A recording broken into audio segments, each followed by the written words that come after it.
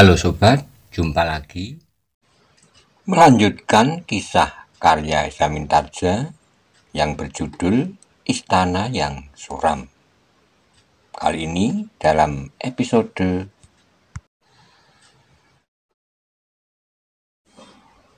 Panon Suko melanjutkan perjalanan. Selamat menikmati. Salam budaya. Monggo kula aturi subscribe, like, komen, saha share. Matur nuwun.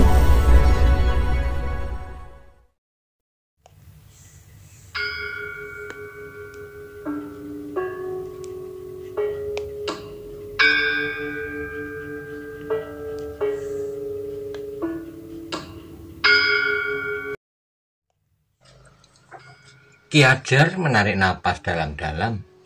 Ketika ia mandang Ki Rancang Bandang, maka dilihatnya Ki Rancang Bandang mengerutkan keningnya sambil berkata, "Jangan salah mengerti anak mas. Sebenarnya lah kami tidak bermaksud buruk padamu. Sekarang kau dapat berkata begitu, tapi apakah yang akan kau katakan jika mayatku telah tergolek di sini? Tentu tidak akan sampai demikian jauh, anak mas.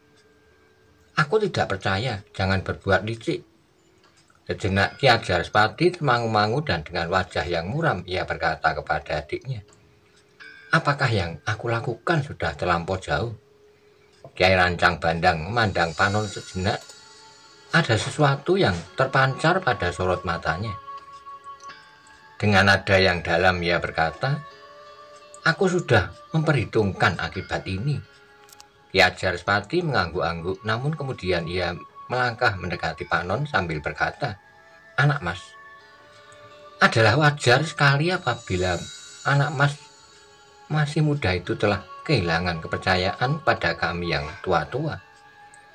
Apalagi alasanku untuk perkelahian itu pun sangat mendasar. Karena aku telah kehilangan anakku." Ia berhenti sejenak lalu, "Tapi jika masih ada sisa kepercayaanmu padaku, dengarlah. Aku bermaksud baik, aku benar-benar telah mengikhlaskan anakku yang telah sesat jalan. Jika aku memaksakan perkelahian ini semata-mata karena kebimbanganku terhadap kemampuanmu." "Mengapa Ki Hajar membimbangkan kemampuanku? Dan untuk apa?" "Angger Panon, bukankah Angger akan pergi ke Gunung Sewu?" "Ya, aku yakin bahwa Angger tidak menyadari apakah yang ada di salah satu puncak gunung itu. Menurut perhitunganku, Angger tentu akan pergi ke Karangmojo, mengunjungi istana yang suram itu." "Mengapa Ki Hajar memperhitungkan demikian?" "Tidak ada yang menarik di atas gunung itu selain sebuah istana kecil milik Pangeran Kudonakodo yang telah ditinggalkannya beberapa lamanya." Panon tidak menjawab. Rasa-rasanya orang tua itu dapat menebak dengan tepat. "Tetapi ketahuilah anak mas, bahwa istana kecil yang suram itu ternyata telah menarik banyak perhatian orang-orang sakti yang pilih tanding." Ia berhenti sejenak lalu, "Itulah sebabnya aku menjadi sangsi. Apakah kepergianmu ke salah satu puncak bukit itu bukan sekedar untuk membunuh diri dengan sia-sia? Jika kau jatuh ke tangan siapapun yang kini berada di puncak yang sangat menarik perhatian itu, maka akibatnya akan menjadi sangat parah. Ternyata kau adalah seorang anak muda yang memiliki ilmu yang mumpuni. Karena itu maka aku tidak menjadi sangsi lagi, bahwa kau pun pantas mendaki pegunungan itu." Panon mengangguk-angguk sejenak. Ia melihat kejujuran di mata Ki Hajar Spati, namun demikian ia masih belum dapat menghapuskan perasaan curiganya. Karena itu maka ia pun kemudian berkata, "Apakah kau tidak sekedar menjebak aku?" "Mengapa aku harus menjebakmu?" bertanya Ki Hajar. "Jika aku benar-benar ingin membunuhmu, aku masih mempunyai satu kesempatan meskipun licik. Bukankah adikku dapat membantu jika aku memang ingin membunuhmu?" Panon Suko memandang Ki Hajar Spati dan Kiai Rancang Bandang berganti-ganti. Tetapi kecurigaan terhadap keduanya masih tetap memancar pada sorot matanya. Kemudian ia berkata, "Apakah aku masih dapat membangunkan kepercayaanku lagi? Ki Hajar, Apa yang terjadi adalah suatu kejutan yang tidak akan dapat dengan mudah aku lupakan. Aku mengerti anak mas, tetapi ketahuilah, jika aku masih juga menendam dan benar-benar ingin membunuhmu, maka aku tentu akan membawa siapa saja yang akan dapat membantuku. Jika karena kesombonganku, aku yakin akan dapat melakukannya seperti dalam keadaan ini. Maka aku akan memberikan isyarat kepada adikku, Yai Rancang Bandang, sebenarnya bahwa adikku Rancang Bandang memiliki ilmu yang lebih sempurna daripadaku. Bahkan ilmuku itu pun bukan ilmu yang baik, karena aku menyusulnya sendiri sesuai dengan pengenalanku atas alam sekitarku. Aku berbeda dengan adikku Rancang Bandang.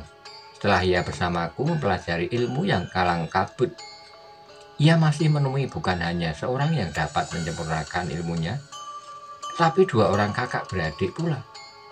Itulah sebabnya maka ilmunya menjadi lebih sempurna dan teratur. Dengan demikian kau akan dapat mempertimbangkan bahwa meskipun kau mempunyai kelebihan karena kau tenaga muda, maka kau tentu masih harus membuat perhitungan tersendiri jika kau harus menghadapi kami berdua. Panon termangu-mangu sejenak, tapi kemudian ia yang justru menjawab, apapun yang akan terjadi, aku tidak pernah menyesal selama aku tetap merasa berjalan di atas jalan yang benar, menurut keyakinanku atas petunjuk dan didasari nasihat guruku. Ya, Jarespati menarik napas dalam-dalam, namun dalam pada itu Kiai Rancang Bandang yang menyaut, Angger Panon Suko, tentu saja yang pertama-tama kami harus minta maaf. Penilaian Angger terhadap kami memang dapat kami mengerti, tetapi cobalah menangkap kejujuran atas keterangan kami. Aku dan Kakang Jarespati bersepakat untuk mengetahui sampai di mana bekal yang kau bawa untuk mendaki Gunung Sewu dalam keadaan seperti sekarang ini. Hanya itu, tidak lebih dan tidak kurang. Dan kini kami telah mengetahui bahwa Angger Panon Suko tidak perlu dicemaskan lagi. Karena itulah maka kami akan dapat melepaskan anak mas untuk pergi ke Gunung Sewu.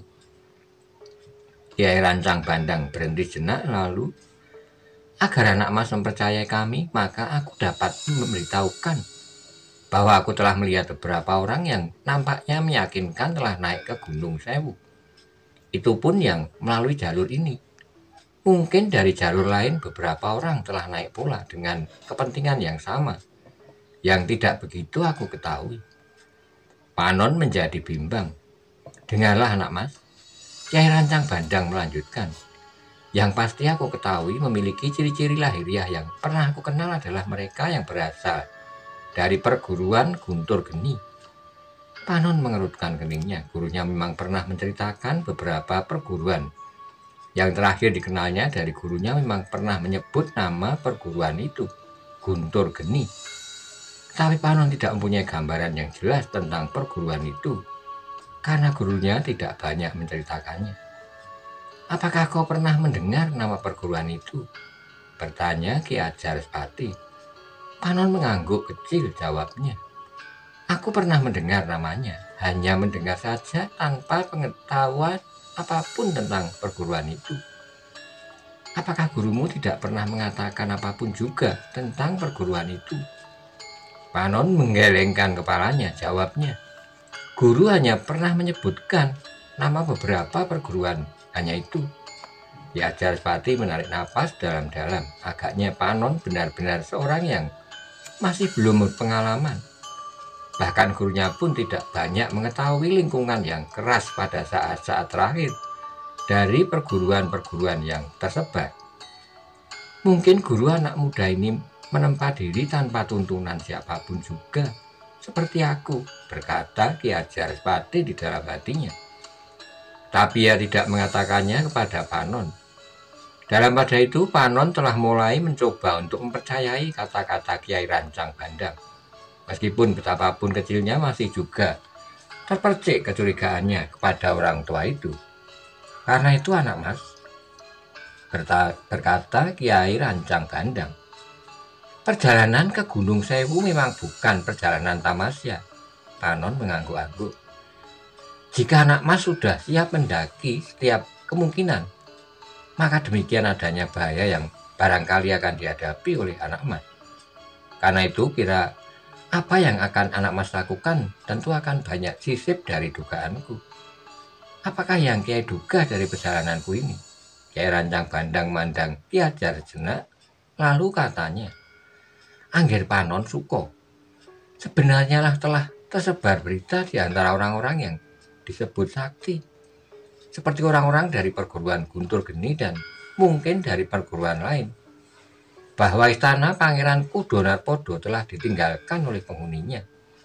Maksudnya adalah Pangeran Kudonarpodo sendiri. Yang tinggal adalah istrinya saja dan anak gadisnya.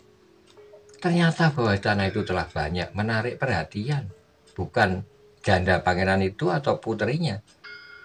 Tapi apa yang mungkin ditinggalkan oleh Pangeran Kudonarpodo? Sekali lagi yang mungkin ditinggalkan. Tetapi mungkin pula di istana itu tidak akan pernah ditemukan apapun juga. Panon Suko menjadi berdebar-debar, ternyata bahwa sesuatu memang benar terjadi di tanah itu dan itulah agaknya maka ia memang seharusnya datang lebih cepat. Tapi nampaknya guru tidak tahu bahwa serupa itu telah terjadi, berkata Panon di dalam hatinya.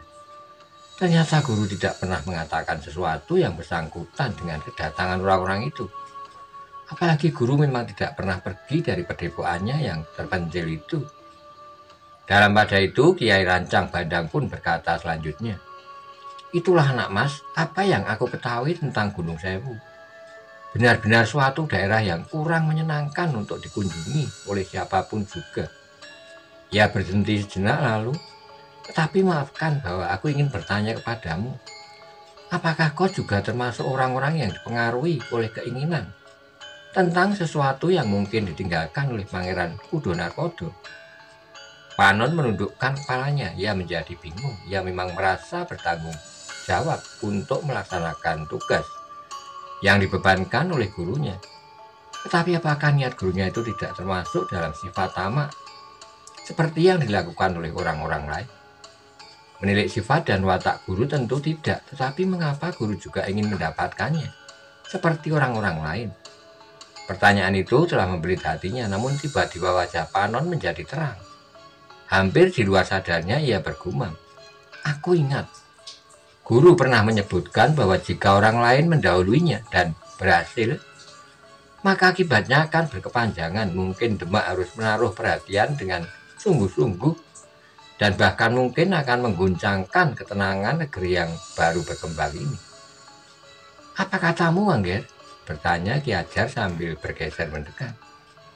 Panon termangu-mangu, Kiai Rancang Bandang mendekatinya pula sambil bertanya, apakah gurumu mencemaskan akibatnya jika ada orang lain mendahuluimu? Ya Kiai. Siapakah gurumu? Wirid, Kiai Wirid. Kiai Rancang Bandang dan Ki Hajar mengerutkan keningnya, maka nama itu agaknya memang belum pernah didengarnya. Karena itu sambil menggelengkan kepalanya, Ki Hajar berkata, aku belum pernah mendengarnya. Tapi jika benar niat gurumu seperti yang kau katakan, maka kedatanganmu ke istana itu mempunyai maksud yang berbeda dengan orang-orang lain. Apakah maksud orang lain datang ke tempat itu? Mereka telah didorong oleh ketamaan dan nafsu untuk berkuasa. Karena yang mereka cari adalah lambang kekuasaan. Adalah tepat sekali kata gurumu bahwa jika orang lain berhasil lebih dahulu daripadamu, maka mungkin sekali akan timbul malapetaka bagi Demak. Panon Suko mengerutkan keningnya sementara Kiai Rancang Bandang meneruskan. Karena itu Angger, jika demikian pesan gurumu, cobalah melakukan tugasmu sebaik-baiknya. Meskipun tugas itu agaknya akan terasa sangat berat, karena kehadiran orang-orang yang telah mendahului mendaki Gunung Sewu. Panon mengangguk-angguk. Kepercayaannya kepada kedua orang tua itu perlahan-lahan telah tumbuh kembali. Bahkan ia pun kemudian merasakan bahwa kedua orang tua itu sangat mencemaskan dirinya. Jika ia tergesa-gesa tanpa mempersiapkan diri sebaik-baiknya mendaki Gunung Sewu yang telah berubah menjadi wingit, bukan karena hantu, jin, dan lembut, tetapi agaknya beberapa orang memang telah mendahuluinya pergi ke istana yang disebutkan oleh gurunya. Selagi ia termangu-mangu, maka terdengarlah Ki Ajarspati berkata, "Anggir Panonsuko, ternyata kemampuan olah kanuraganmu sudah memadai. Jika terpaksa kau harus bertempur, maka kau memiliki bekal yang cukup. Tetapi masih dengan keterangan, apabila kau berperang tanding, tetapi mungkin lawanmu tidak hanya seorang atau dua, apalagi orang-orang Guntur Geni memiliki senjata yang sulit untuk dilawan. Apakah senjata mereka, Kiai? Racun. Mereka adalah orang-orang yang bergelimang racun tajam yang disadapnya dari bisa ular dan racun tumbuh-tumbuhan." Panon termenung sejenak. Kini ia menyadari sepenuhnya bahwa perjalanannya memang berbahaya.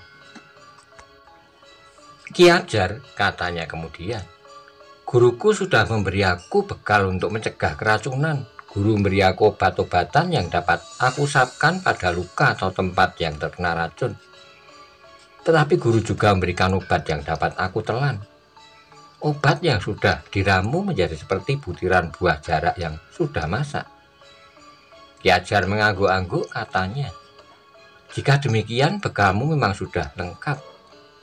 Namun demikian, agaknya Kiai Rancang Bandang masih meragukannya. Karena itu maka tiba-tiba saja ia berkata kepada Ki Ajar, "Kakang, aku tidak sampai hati melepaskan Anggir Panonsuko pergi seorang diri menunaikan tugas yang gawat. Agaknya gurunya sudah lama tidak mengetahui keadaan Gunung Sewu itu, tidak menyadari betapa bahaya sudah menunggu muridnya. Jadi, aku akan mengantarkannya, Kakang. Mungkin aku pun tidak banyak berarti baginya. Aku hanya akan mengantarkan sampai di tempat yang dituju.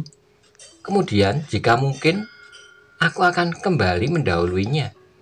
Apakah Kakang sependapat?" Ki Ajarspati termangu-mangu sejenak. Kemudian katanya, "Baiklah, Adi, tetapi dengan demikian kau pun telah melintas di daerah yang dapat membahayakan dirimu sendiri. Di saat kau berangkat, kau mempunyai seorang kawan yang memiliki ilmu yang mumpuni. Tetapi kelak jika kau benar-benar kembali mendahuluinya, maka kau akan berjalan seorang diri. Tetapi tidak akan banyak orang yang menghiraukan perjalananku, Kakang. Meninggalkan Gunung Sewu tidak akan mendapat perhatian seperti saat kita mendaki.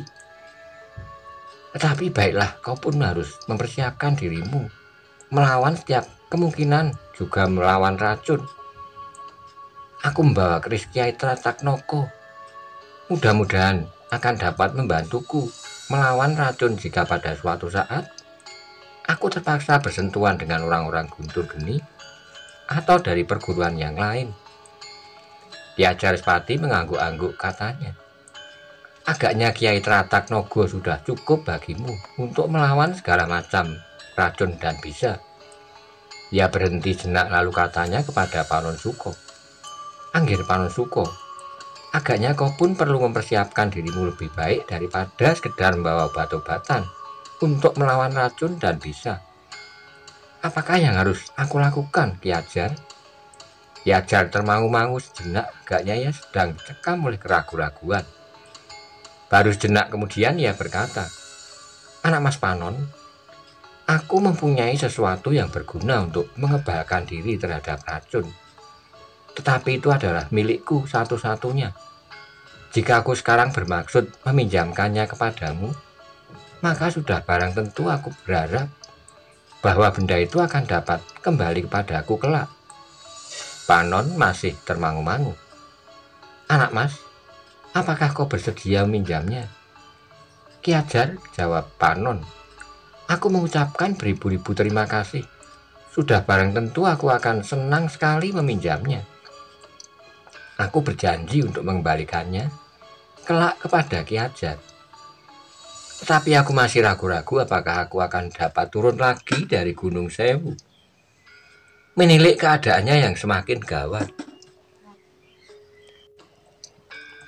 Ki Ajar menarik napas dalam-dalam, katanya, "Jika kau harus tetap tinggal di salah satu puncak pegunungan itu, maka aku pun akan mengikhlaskan. Tetapi sudah barang tentu kita berharap bahwa perjalananmu akan mendapat perlindungan dari Yang Maha Agung. Panon menarik napas dalam-dalam. "Inilah anak mas," berkata Ki Hajar. "Pakailah kalung rantai berbandul, tali ular bersisik 1000. "Ular bersisik 1000? Bertanya Panon. "Bukan sebenarnya ular bersisik 1000, anak mas. Tetapi batu itu disebut taji ular bersisik 1000. Batu yang memiliki kekuatan ajaib untuk melawan racun dan bisa.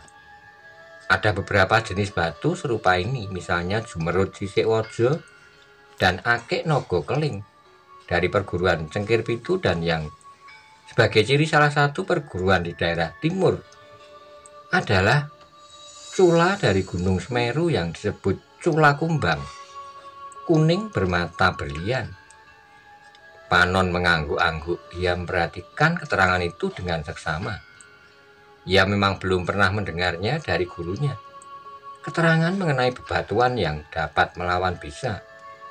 Selebihnya, Ki Hajar Pati meneruskan, ada semacam batu mirah Sarposuri dan watu kuning Ulo Cendani dari ujung barat, dan masih banyak lagi ceritanya tentang batu-batu aneh yang memiliki kemampuan untuk menawarkan bisa.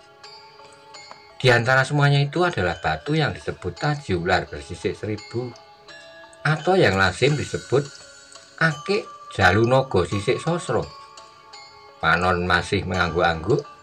Dengan demikian ia menjadi semakin yakin bahwa sebenarnya lah kedua orang tua itu tidak bermaksud buruk terhadapnya. "Nah, Anggir Panon Suko," berkata Kiai Rancang Bandang, "kau dapat meminjam Jalunogo Sisik Sosro? Aku sudah membawa keris Kiai Tracak Nogo. Mudah-mudahan jika kita bertemu dengan berbagai macam racun dan bisa, kita dapat mengelakkan diri. Sedang obat-obatan yang kau bawa dapat juga dipergunakan di mana perlu, dan mungkin ada orang lain yang memerlukannya." "Terima kasih, Kiai. Tetapi apakah dengan demikian aku tidak mengganggu Kiai?" "Sudahlah, aku memang ingin melihat Gunung Sewu. Biarlah Kakang Ajarspati menunggu rumah." "Ya, dan aku masih akan mencari kuburan anakku di daerah ini. Mudah-mudahan aku dapat menemukannya." Panon masih termangu-mangu dan agaknya Ki Ajarspati mengerti apa yang dipikirkannya, sehingga ia pun berkata, "Lupakanlah anak mas, Sisik Sono telah memetik buah dari tanamannya sendiri. Kau adalah sekedar lantaran. Aku mohon maaf atas semua kelancanganku, Ki Hajar." Ki Hajar tersenyum. Dilepaskannya rantai yang terbuat dari baja putih dengan bandul sebuah batu yang disebutnya Akik Jalunogo Sisik Sosro. Batu yang berwarna putih kebiru-biruan yang di pusatnya seolah-olah terlukis sisik yang berlapis-lapis. "Terimalah, kau dapat mempergunakan sampai tugasmu selesai. Sudah tentu aku berharap kau dapat kembali dan mengembalikan batu itu kepadaku." Ia berhenti sejenak lalu katanya kepada Kiai Rancang Bandang, "Jika kau akan mengikutinya, pergilah. Kau dapat mendahuluinya, tetapi jika perlu kau akan menjadi kawan yang dapat mengisi kejemuan di malam-malam yang sepi di atas Gunung Sewu yang wingit itu." "Aku mohon diri, Kakang. Aku akan pergi bersama Anggir Panon Suko yang agaknya ingin segera sampai ke atas Gunung Sewu." Panon tidak dapat menolak ada sesuatu kegembiraan bahwa ia mendapatkan seorang kawan. Tetapi ada juga kecemasan bahwa tugasnya akan diketahui oleh orang lain. Selain tugas itu sendiri, maka ia harus melakukan beberapa pesan gurunya.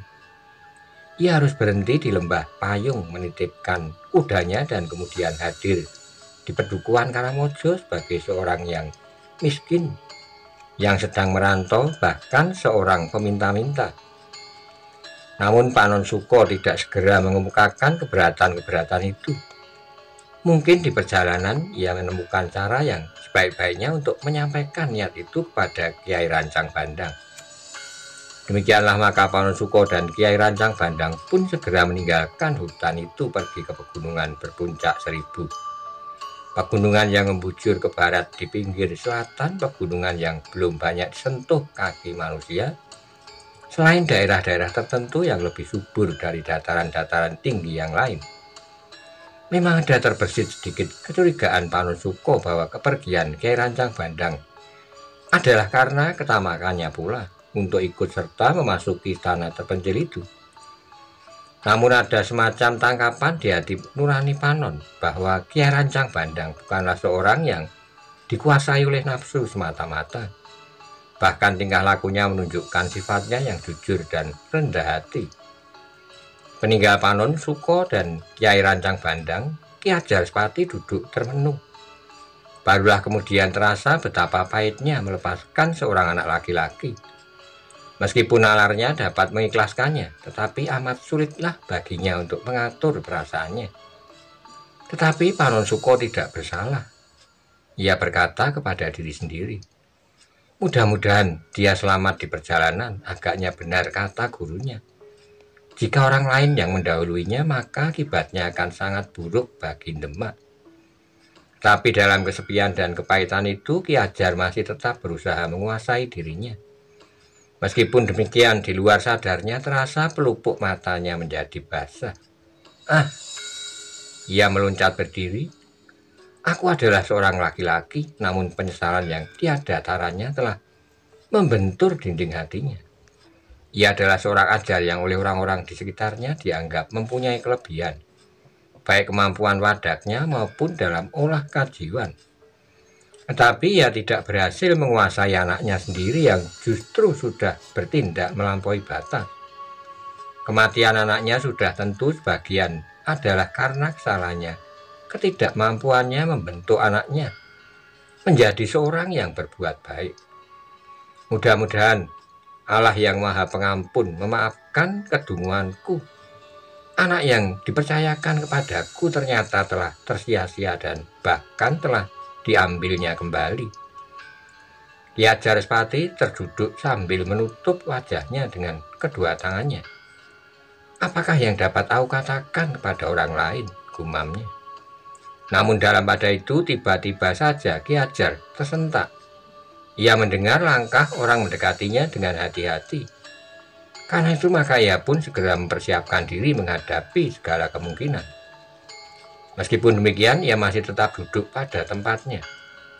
Ki Ajarsepati pun kemudian terkejut ketika ia melihat dua orang datang mendekatinya perlahan-lahan dengan wajah yang pucat dan ketakutan. Belum lagi Ki Ajarsepati bertanya sesuatu, kedua orang itu telah berjongkok di hadapannya dan menunduk dalam-dalam sehingga dahinya menyentuh tanah. Ki Ajarsepati menarik napas dalam-dalam. Kedua orang itu adalah muridnya yang telah pergi meninggalkannya bersama anaknya, Watu Sampar dan Bandung Limpat.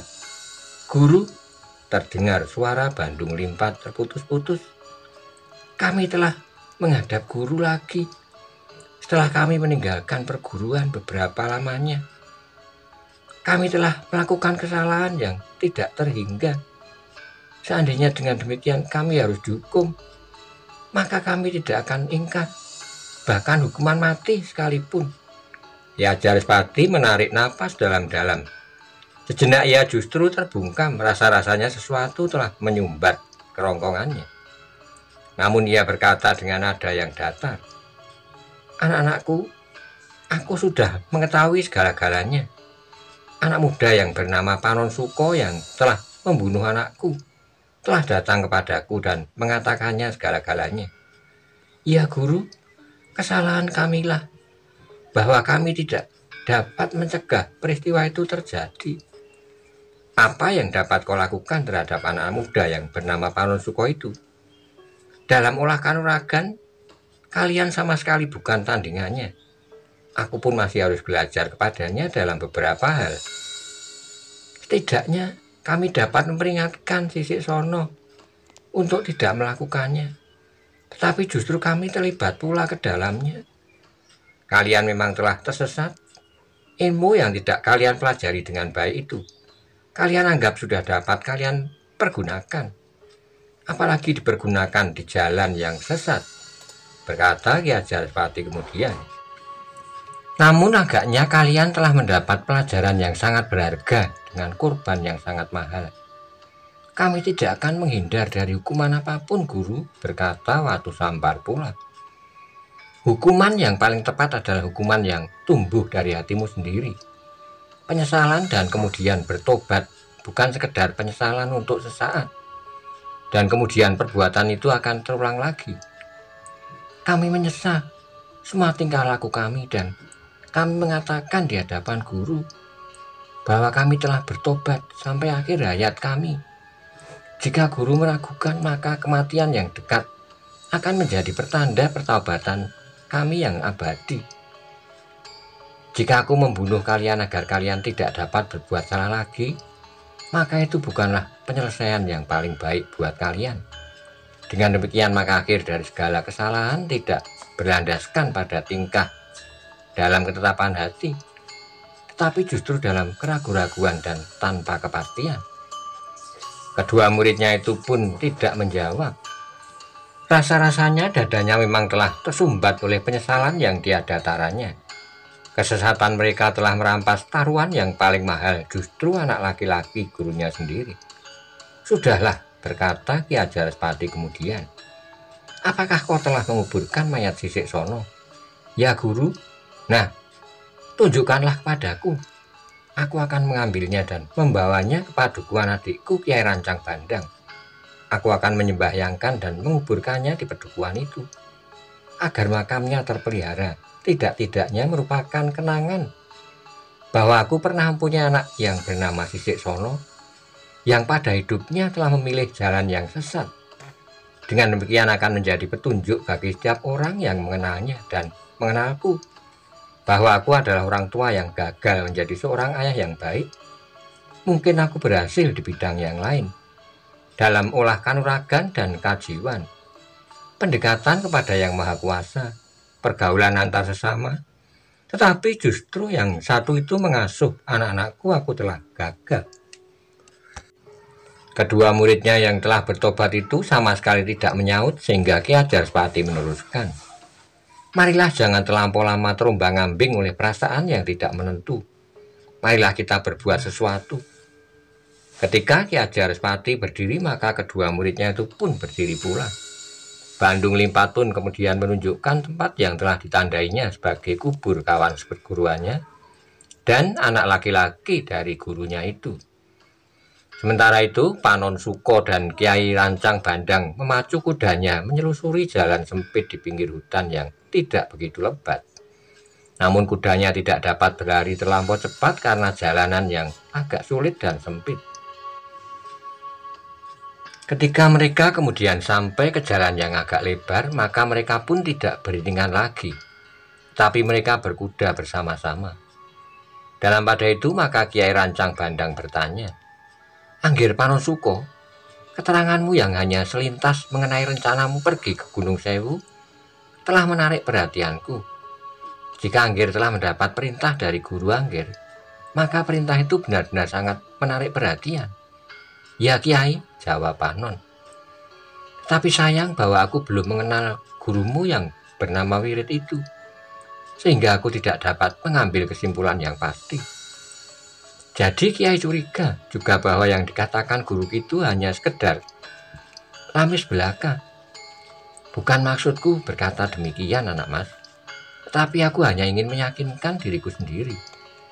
Panon Suko menarik napas dalam-dalam, katanya, Kiai, jika Kiai percaya kepadaku, Kiai tidak perlu ragu-ragu lagi tentang guruku. Mungkin aku adalah orang yang terlibat langsung di dalamnya, sehingga aku tidak akan dapat melihat kebenaran dari kata-kataku sendiri. Namun demikian aku telah berketetapan hati untuk melakukan perintah guruku sebaik-baiknya. Tetapi Anggir harus melakukan perintah itu sebaik-baiknya. Sebenarnya aku pun mempercayaimu, bahkan aku sependapat.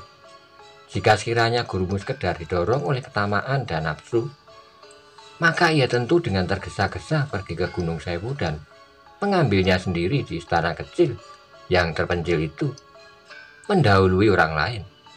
Kiai Rancang Bandang bersedih sejenak lalu, aku tidak dapat membayangkan betapa tinggi ilmu gurumu. Jika muridnya yang masih sangat muda itu telah mampu berbuat seperti yang anak mas lakukan. Kiai terlalu memuji.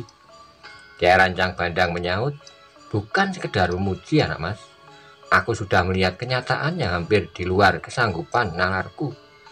Aku pernah melihat anak-anak muda yang memiliki ilmu yang mumpuni, tetapi anak mas mempunyai kelebihan. Kiai mandang kemampuanku berlebih-lebihan. Jangan-jangan Kiai akan kecewa jika mengetahui tentang diriku yang sebenarnya, yang tidak lebih dari anak pedesan yang belajar ilmu untuk membela diri pada seorang tua yang tinggal di gubuk kecil di sebelah pedukuhanku.